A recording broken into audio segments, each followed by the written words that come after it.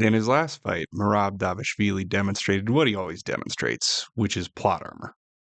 However, something different happened this last time around. I mentioned in my last video that Merab was my favorite champion, so obviously I'm happy he won, but really, I'm honestly a little bit more terrified at this point. I'm just horrified, really. I mean, Merab was already a guy who was just simply unfair. That's the only way you could describe him. His attributes, his cardio, his strength, all just unfair. The one saving grace that you had when you were fighting Merab was that you knew you were going to get crashed into and taken down, but you probably weren't going to have to defend any submissions. You probably weren't even going to have to deal with very much ground and pound. But then we had the second Sean O'Malley fight. Yeah, then we had the second Sean O'Malley fight. And in this fight, we saw a north-south ninja choke from Merab. Mind you, it's his first finish in 4 years from a guy who your one chance with him, the one thing you had going for you was that if you got taken down, you could be theoretically safe. Now no one is safe. Merab's nightmare matchups have already been fought, and he nearly cleaned out the division before he even got the title shot. When he first won the belt, everyone was expecting him to duck one Umar Nurmagomedov, which I didn't think was super crazy given the fact that Umar hadn't really earned the title shot. He honestly hadn't even really earned the Corey Sandhagen fight. But despite that, he made a very quick turnaround, called out Umar, fought him injured, and still won that fight, which is just insane. So the question is, can anyone even beat him at this point? While doing film study for this matchup, I toyed with the idea of a prime TJ Dillashaw. Might be fun to see a little EPO versus EPO action. Maybe he would have stood a decent chance.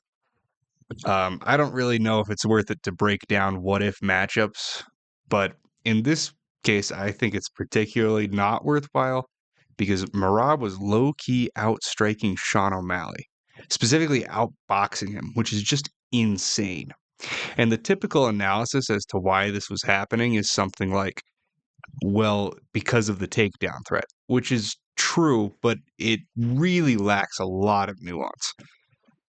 Yes, Sean is the more technically sound striker between the two of them, and yes, he was clearly overwhelmed with the wrestling and made that much more of a focus than the striking. But if that was the case, why was it that he was able to knock out Aljamain Sterling, who is, by Merab's own admission, a stronger wrestler and somebody who has a much greater submission threat, who Sean specifically said he was worried about being taken down by?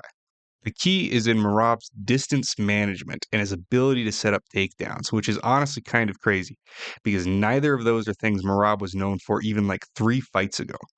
But here we are. His ability to time takedowns, to threaten with overhands as he shoots, his feints that he sets them up with, and the speed of his shots all culminate into a perfect storm that is very difficult to stop, even for a sniper with elite footwork like Sean O'Malley. I mean, when he comes at you with an overhand and a shot at the same time, it's a real problem because you can really only intelligently address one of those two things. And the other one is going to be a significant issue because Merab, despite his lack of finishes, actually seems to have pretty decent power. His shots were really bothering Sean. And obviously, the takedown is what the takedown is. So let's look at an actual matchup that's probably likely to happen. Corey Sandhagen, he's probably next in line for a title fight. And Corey is actually an interesting test for Merab. I do think there's stuff to look at here because similarly to Sean O'Malley, he has very good footwork, very good distance management. He's very explosive. He's much more technical on the ground than Sean is, but he doesn't really have the power that Sean has. When it comes to Sean O'Malley, Merab had to be very selective with how he chose to close the distance to actually set up his takedowns because the threat of a counter was very real. But with Corey, that's just not the case. Merab can be the human brick wall he needs to be and just slam into him, very similar to how he was slamming into Umar in their fight. And the reason he was doing that is because it allowed him to stuff the kicks of Umar, which were probably his most dangerous weapon against Merab, and force him into a wrestle boxing scenario. Corey probably does have one weapon that could knock Merab out in that case, that obviously being his flying knees.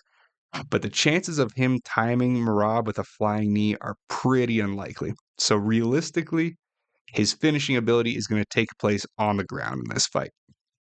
Now, Corey likes to play 50-50.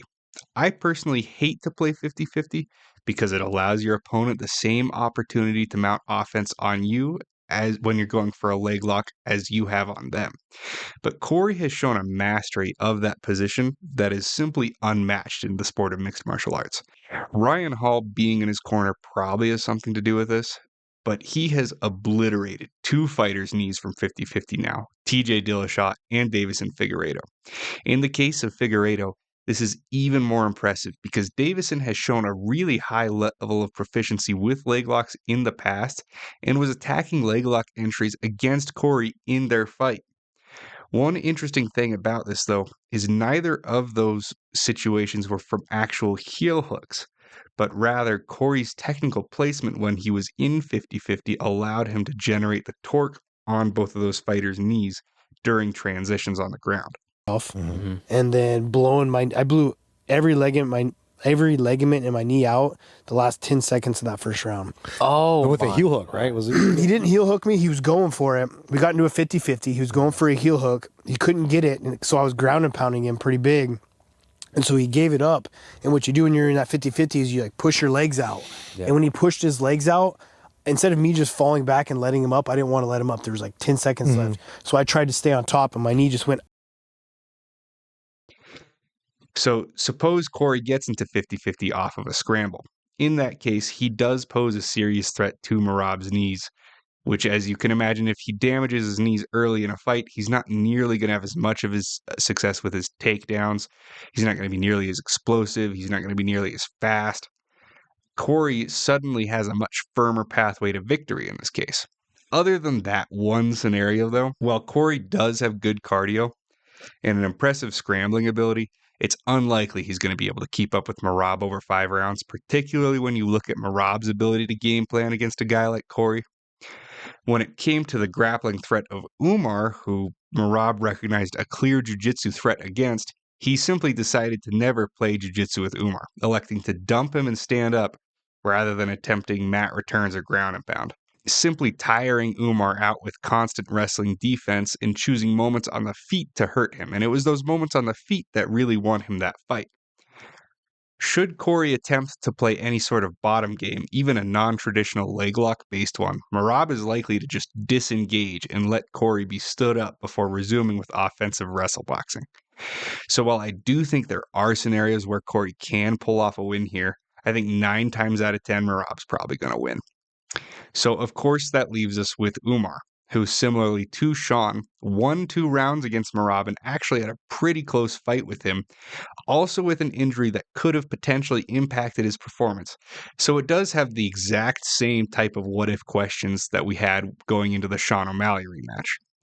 The issue is, with the game plan that Umar had when he fought Merab that night, he was simply never going to win. If you try to out-wrestle Merab, you can do that for a round or 2, but you will fatigue, you will gas out. And even if he respects your jiu-jitsu threat, he'll just dump you, back up, and tag you as you stand up. Umar could potentially make a more competitive fight if he were to teep more, since obviously Merab still struggles with teep defense, even though we did see that it improved a lot against Sean O'Malley, and try to set up one of his question mark kicks, which he disguises as a teep kick very, very well. But like Corey's flying knee, it feels like more of a Hail Mary at this point. In their first fight, he actually did land some pretty flush head kicks, and Merab rolled with them and didn't seem too concerned or bothered by them. So there's a really clear power discrepancy here that we're dealing with. So, when it comes to the Corey Sandhagen versus Merab fight, I do plan on doing a definitive breakdown when Corey versus Merab gets announced. At this point, as the division looks right now, it looks like nobody's going to be touching that gold anytime soon.